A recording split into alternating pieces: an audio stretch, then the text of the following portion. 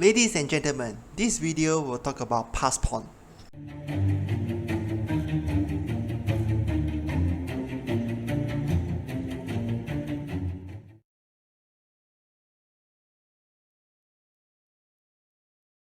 Pass pawn is essentially defined as the pawns that is not blocked by the opponent's pawn.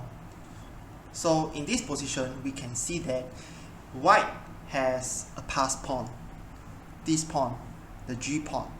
So the reason why pass pawn is very strong is because, first of all, it is not blocked by any pawn, and secondly, because it is not blocked by any pawn, you can just push it, you can add a lot of support to it and just push it to get a new queen. So which is why pass pawn is very dangerous, especially in the endgame. Now we look at black. Do you think that black has pass pawns? No, he doesn't have pass pawn, even though there are 3 pawns and 2 pawns for the white and 3 pawns here, but these are not considered as pass pawn because all these pawns, okay, for example this pawn can be blocked or taken by the white pawn at b file.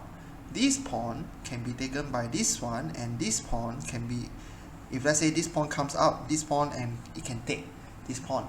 So which means for black it doesn't have a pass pawn and white has a pass pawn. So for white it is much better.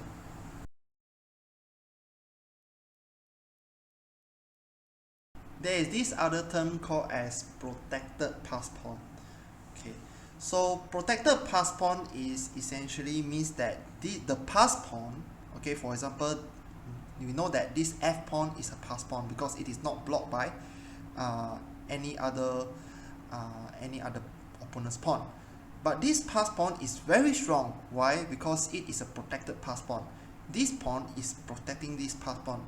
So the plan is to keep pushing, and this king cannot even come here to take this pawn because it is protected by this pawn. So protected pass pawn is even stronger than pass pawn because it is protected by your own pawn.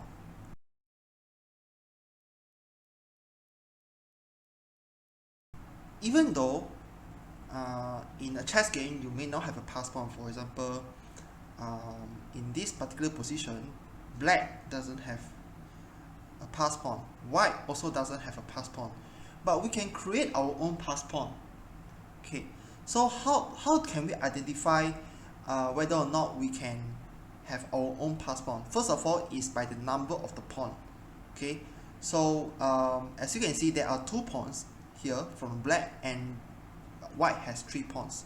So immediately you know that white has more pawns than the black. When you have more pawns than the black, then you have chances to create pass pawn. The second step is to identify which are the potential, which pawn can potentially be the pass pawn.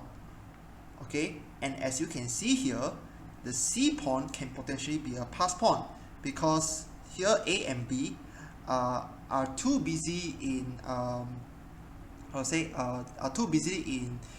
preventing these 2 pawns, and this pawn can now become a pass pawn. Okay, so right now let's just say I push this pawn. Okay, black, okay, can either move up. If they move up, then this will be officially become a pass pawn, right? As you can see, there are no other pawns that can stop this pawn. But if black takes, white takes back, and now you can see that white has a pass pawn, right? This black cannot take this white pawn. So pawn majority is very important in creating a pass pawn.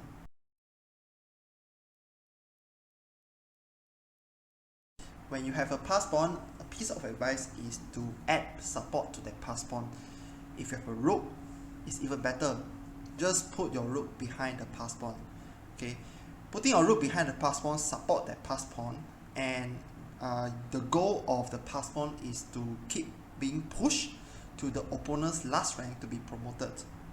And pass pawn is, as I said, is very dangerous because once it reaches, for example, if let's say there is a rook, opponent's rook, okay, you have your own rook supporting this pawn, okay, and if the opponent's rook is also blocking the advancement of the pass pawn, white can easily come in to chase away the rook and get his own queen.